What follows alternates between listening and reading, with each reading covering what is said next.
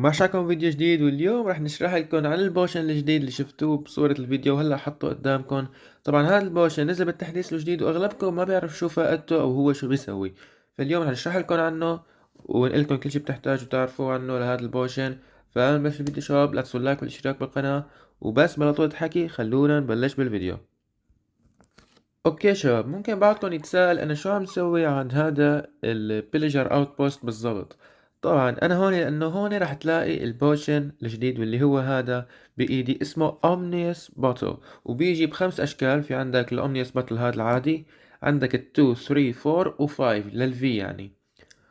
وهو رح يشتغل تماما مثل ما كانت تشتغل الريد من زمان.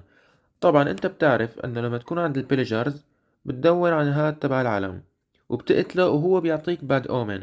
الباد اومن بتروح على قرية بعدين وبتبلش ريد مشان تاخد توتمات، ويعني هاي الحركات. فهلأ بالتحديث الجديد اذا قتلنا لهاد صاحب العلم، بدال ما انه يعطينا باد اومن لحاله رح يعطينا هذا البوشن الجديد. فهلأ احنا تعلمنا انه هذا البوشن بتاخده من هدول تبع العلم، وبس نعطيك اياه شو بتسوي. هذا تحديث صراحة يعني حركة كتير حلوة وعجبتني، اللي هي انه بدل ما يعطيك الباد اومن فورا بيخليك انت تستعمله ايمت ما بدك. فانت مثلا بتروح هيك بتلاقي قرية وبس تكون جاهز، او بدك ترجع مثلا على البيت تبعك ما بدك تبلش ريد بالغلط، بس بدك تبلشه، فيك تشرب البوشن. ومثل ما انتم شايفين جاني حاليا انا الريد اومن، صار اسمه بدال باد اومن. وهلا راح يبلش ريد بالهيدي القرية، راح يهجموا عليهم البيلجرز وراح تقدر تفوز عليهم وتاخذ الهيرو اوف ذا فيليج، تاخذ توتمات وهاي الحركات. فهاد كل شي بيسويه هاد البوشن. بخلوني اورجيكم. نفتح الانفنتوري على السريع ونورجيكم الاشكال تبعوته. طبعا هون عندك مثل ما قلت الواحد اثنين ثلاثة اربعة وخمسة.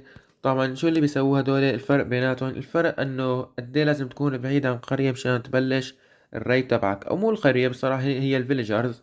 يعني مو ضروري تكون قرية تبلش ريد. اذا عندك فيليجر واحد راح يبلش، ومثل ما كنتم شايفين عم يطلع الزمور لانه هلأ بلشت الريد، مو انا شربت البوتشا من شوي.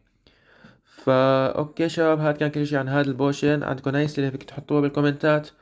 وبس هاد كان كل شي فيديو اليوم. اوكي شباب، بتمنى يكون عجبكم الشرح وفادكم.